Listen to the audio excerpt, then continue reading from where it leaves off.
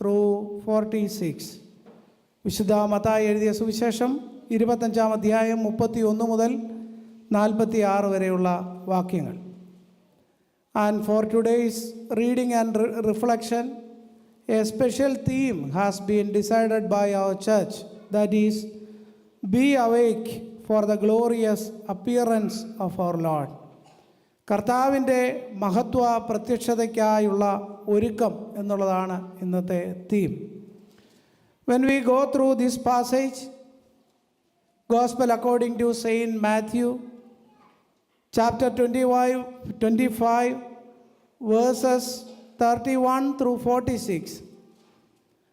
This passage gives us a powerful picture of the final judgment when Christ comes. And in every Holy Communion, we say, Lord, we are awaiting for your second coming. And we believe that our Lord Jesus Christ will come again to judge this world in righteousness and truth. So we are awaiting for his second coming. So this text challenges us to stay awake, alert, and ready, not only in watchfulness, but also in our deeds of love and compassion. It is not a passive waiting. Many a times there will be a chance of passive waiting, but active living is needed. Not a passive waiting. കർത്താവ് വരുമെന്ന് പറഞ്ഞ് ഇങ്ങനെ നിഷ്ക്രിയരായി ഇരിക്കുക എന്നുള്ളതല്ല, കാത്തിരിക്കുക എന്നുള്ളതല്ല, but active living, അർത്ഥപൂർണമായി ജീവിതത്തിൽ പങ്കുകാരായി ജീവിപ്പാനായിട്ട് ദൈവം നമ്മളെക്കുറിച്ച് ആഗ്രഹിക്കുകയാണ്. So when we come to this text, we can see some important facts. Firstly, we can see here the text says about the appearance of our Lord Jesus Christ, coming of Christ.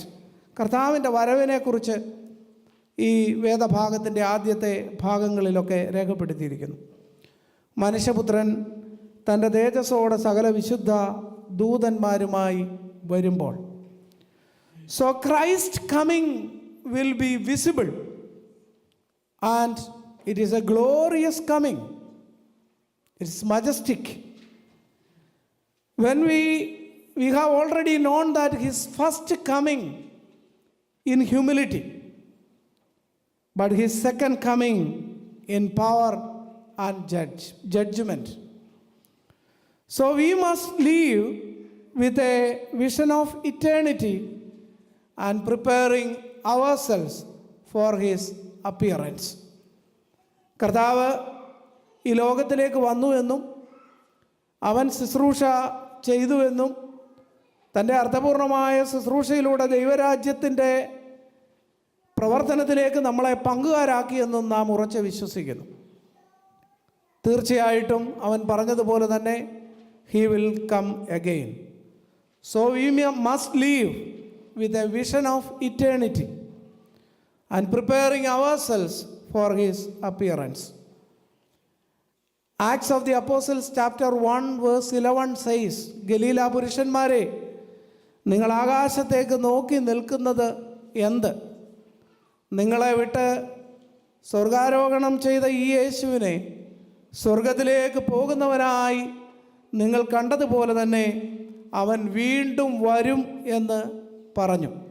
കർത്താവായ യേശുക്രിസ്തു സ്വർഗാരോഹണം ചെയ്തപ്പോൾ നൽകപ്പെട്ട ഒരു വലിയ വാഗ്ദത്തമാണ്.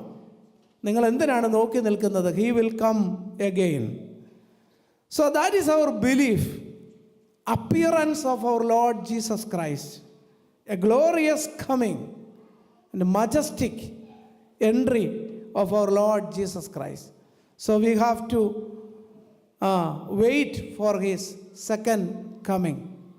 So through Holy Communion, we are trying to empower ourselves for awaiting for his second coming. Secondly, this passage says that, or says about accountability.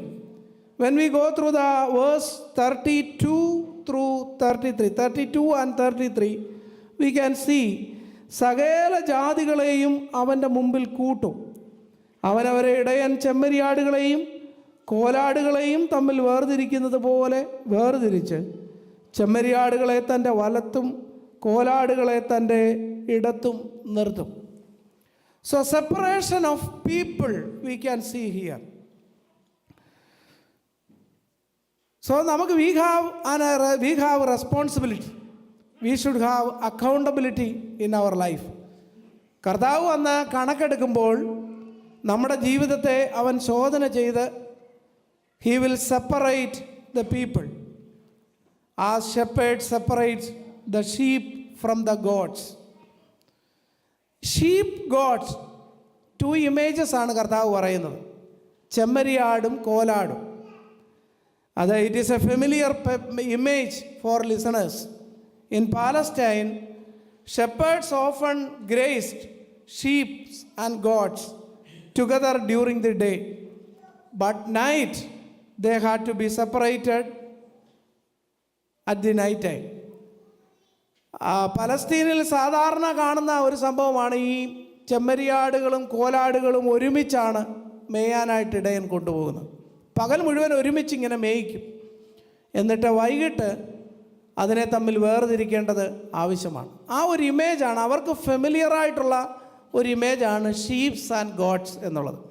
കർത്താവ് അതുകൊണ്ടാണ് ആ ഇമേജ് ഇവിടെ ഉപയോഗിക്കുന്നത്. So why shepherd separating sheep and goats? Because sheep needs open cool air, mainly it is preferred, but goats needed warmth atmosphere. So അതുകൊണ്ടാണ് night ടൈമിൽ ഈ ഇടയൻ അതിനെ വേർതിരിക്കുന്നത്.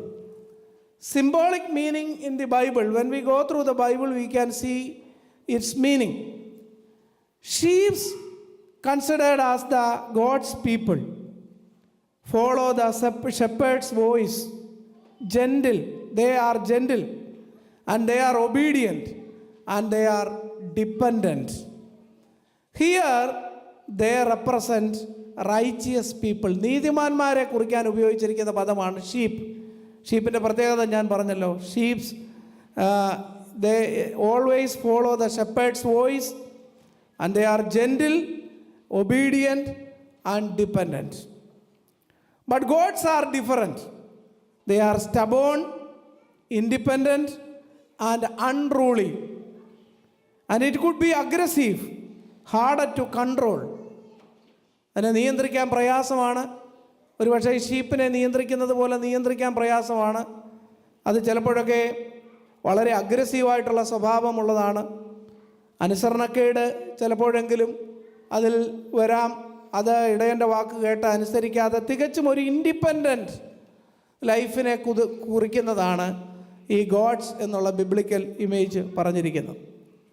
നമുക്ക് when we go through the Bible in different portions, Ezekiel chapter 34:17 says it associated, gods associated with sin, and it represents unrighteous people here. So dearly beloved, when our Christ comes, he will separate the people based on the accountability which we hold in our life. So every life will be examined. No one can escape from God's judgment. Faith without deeds is empty. Faith without deeds is empty. നമ്മളെ ദൈവം ഒത്തിരി കാര്യങ്ങൾ ഈ ലോകത്തിൽ ഏൽപ്പിച്ചിട്ടുണ്ട്. ഈ ജീവിതം, ദൈവം ആ ജീവിതത്തിൽ ഒരു കണക്കെടുപ്പ് നടത്തും. നമ്മുടെ ഉത്തരവാദിത്തങ്ങൾ നമ്മൾ നിർവഹിച്ചോ, വിശ്വാസികളായി യഥാർത്ഥത്തിൽ നാം ചെയ്യേണ്ടുന്ന കാര്യങ്ങൾ ചെയ്തോ, സാക്ഷ്യ ജീവിതം നാം നയിച്ചോ എന്നൊക്കെയുള്ള നമ്മുടെ ബേസ്ഡ് ഓൺ അക്കൗണ്ടബിലിറ്റി, അതിനെ ആസ്പദമാക്കിയാണ് ഫൈനൽ ജഡ്ജ്മെൻറ്റ് നടക്കുന്നത്. മൂന്നാമതായി നമുക്ക് ഈ ഭാഗത്ത് കാണാൻ സാധിക്കുന്നത് ആക്ഷൻ, പ്രവൃത്തിയെ കുറിച്ചിവിടെ പറയുന്നുണ്ട്. The proof of true faith is good actions. Here king says, I was angry, I was thirsty, and I was a stranger. I was naked, I was sick, and I was in prison, and you cared for me. Verse 35, 36. So righteous people, they acted out of love without even realizing that they were serving Christ. ക്രിസ്തുവിനെയാണ് ശുശ്രൂഷിക്കുന്നതെന്ന് അറിയാതെയാണ് നഗ്നനെ ഉടുപ്പിക്കുകയും അതിഥിയെ ചേർത്തുകൊള്ളുകയും തടവിൽ പോയി കണ്ടതും ശുശ്രൂഷിച്ചതുമെല്ലാം ക്രിസ്തുവിനെയാണെന്ന് അറിയാതെയാണ് ചെയ്തത്. സ്നേഹത്തോടു കൂടിയാണ് അവർ ചെയ്യുന്നത്. തങ്ങളുടെ ജീവിതത്തിൽ അവരിടപെട്ടത് തികച്ചും സ്നേഹത്തോടെയാണ്.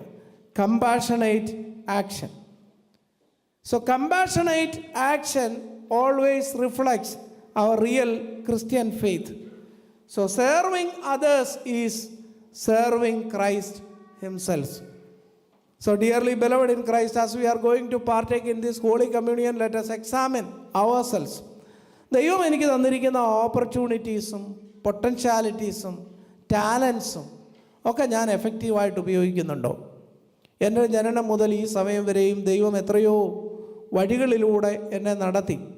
He showered his various blessings upon me and filled my life with various gifts. Am I trustworthy before my Lord Jesus Christ? എൻ്റെ പ്രവൃത്തി എങ്ങനെയുണ്ട്? എൻ്റെ പ്രവൃത്തി നമ്മളെല്ലാവരും ക്രിസ്തു വസിക്കുന്ന മന്ദിരമാണെന്നും അനേകർ നമ്മളെ വായിക്കുന്ന പത്രമാണെന്നും വിശുദ്ധ വേദപുസ്തകത്തിൽ രേഖപ്പെടുത്തിയിരിക്കുന്നു.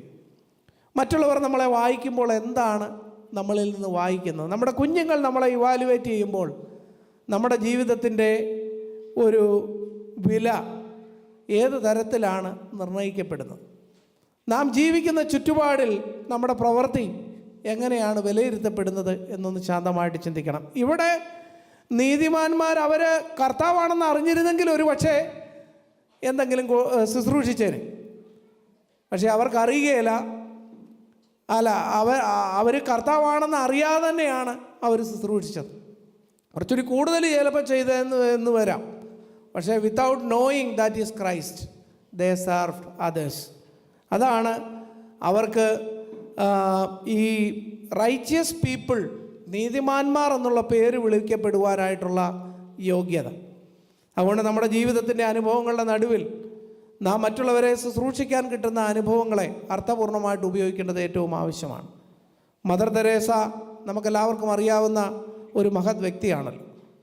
മദർ തെരേസ ഒരിക്കൽ ഒരാളോട് തൻ്റെ അനാഥ കുഞ്ഞുങ്ങൾക്ക് വേണ്ടി പണം ചോദിച്ചു.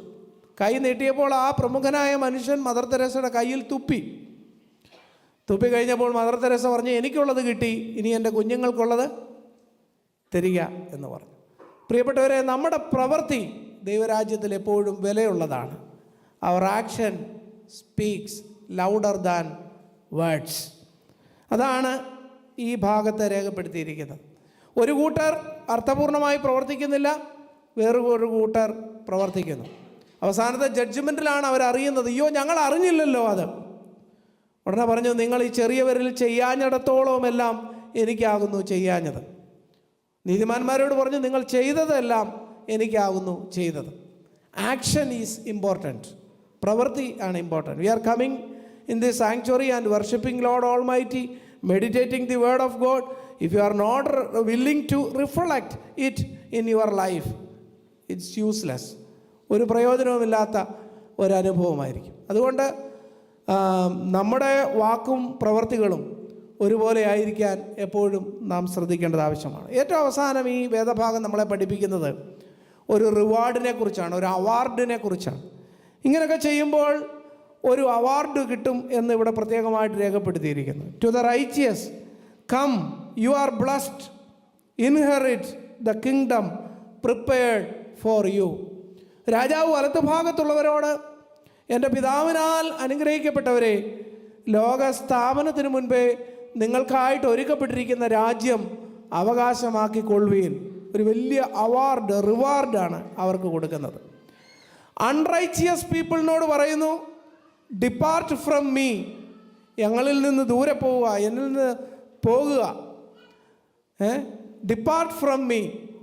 നിങ്ങൾക്ക് നീതിമാന്മാരെന്ന് പേര് വിളിക്കപ്പെടുവാൻ യോഗ്യതയില്ല.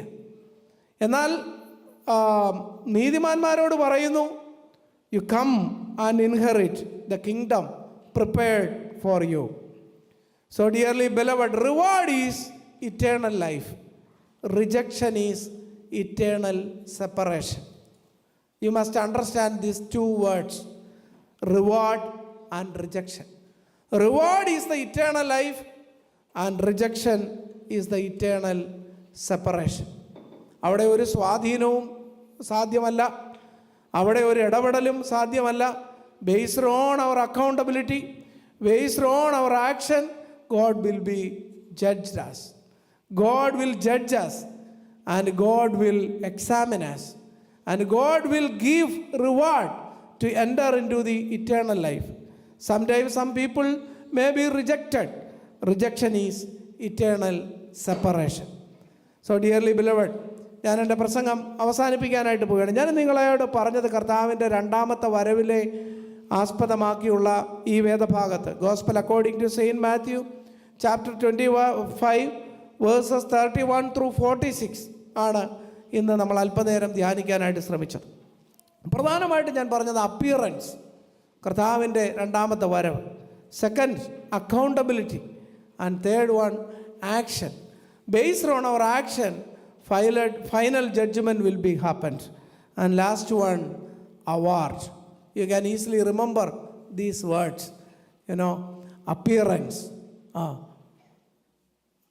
accountability, and action, award. God bless you, and God bless you, and to be prepared for his coming. He will come again. Sometimes we are thinking that he will not come, but he will come. But we don't know when he will come. Through this Holy Communion and spiritual food, we are preparing to await for his second coming. Let us pray. Now I invite Mrs. Susan Cherian to lead us in prayer.